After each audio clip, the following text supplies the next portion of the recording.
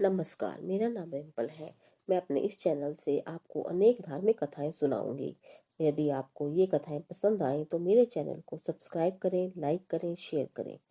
मैं आपको सबसे पहले शिव पुराण की कथाएं सुनाऊंगी। जो मनुष्य पापी, दुराचारी तथा काम क्रोध आदि में निरंतर डूबे रहने वाले हैं, वे सभी शिव पुराण के श्रवण मात्र से शुद्ध हो जाते हैं। शिव पुराण में जो दूसरी कथा आती है वह है चंचुला की। वाशकल नामक ग्राम में किसी समय बिंदु नाम का ब्राह्मण रहता था।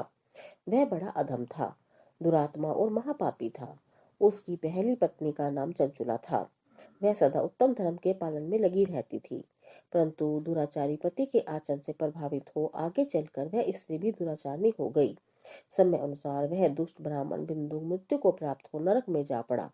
बहुत दिनों तक नरक में दुख भोग कर वह मूढ़ बुद्धि पापी विंध्य पर्वत पर भयंकर पिशाच हुआ।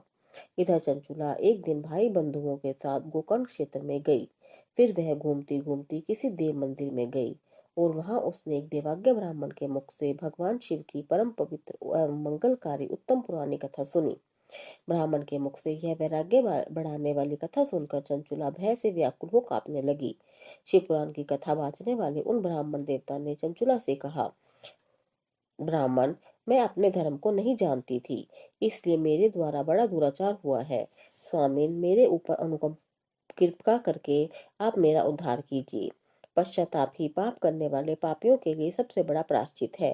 तदंतर उस गोकर्ण नामक महा क्षेत्र में उन्हीं श्रेष्ठ ब्राह्मण से चंचुला ने शिव पुराण की परम उत्तम कथा सुनी। तत्पश्चात समय के पूरा होने पर भक्ति ज्ञान और वैराग्य से युक्त चंचुला ने अपने शरीर को बिना किसी कष्ट के त्याग दिया। इतने में त्रिपुर शत्रु भगवान शिव का भेजा हुआ एक दिव्य विमान वहां पहुंचा।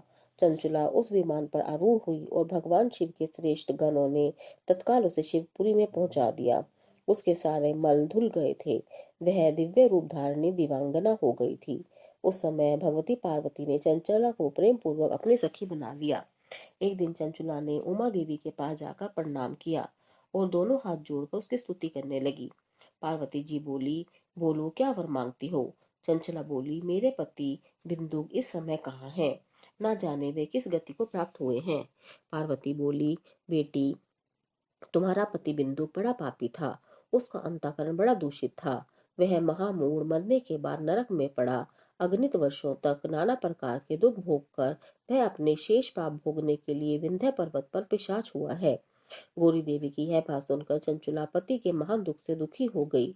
चंचुला बोली, महेश्वरी, मुझ पर कृपा कीजिए और दूषित कर्म करने वाले मेरे दुष्ट पति का आप उद्धार कर दीजिए।